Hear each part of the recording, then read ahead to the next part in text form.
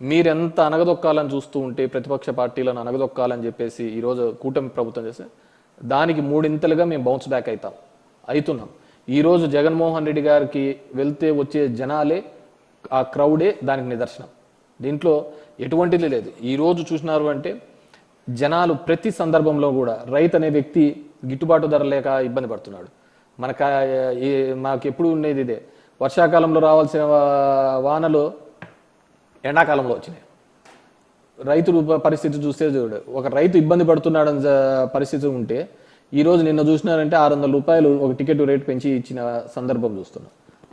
అదే 600 రూపాయలు లేకుంటే రైతు గిట్టుబాటు ధర మీద వీళ్ళు ఆలోచించవచ్చు కదా. కానీ ఏ పార్టీ కూడా జనం కోసము ప్రజల కోసం ఆలోచిస్తున్న పరిస్థితి ఈరోజు పాలకపక్షం చూడటం లేదు, కూటమి చూడటం లేదు. డెఫినెట్గా వాళ్ళు బాగా జడ్జి చేయగలుగుతారు ఎవరిని ఏ విధంగా చేయాలని. డెఫినెట్గా రాబోయే కాలంలో వాళ్ళందరి మీద కూడా ప్రజలు ఒక తీర్పుని ఇవ్వబోతున్నారు.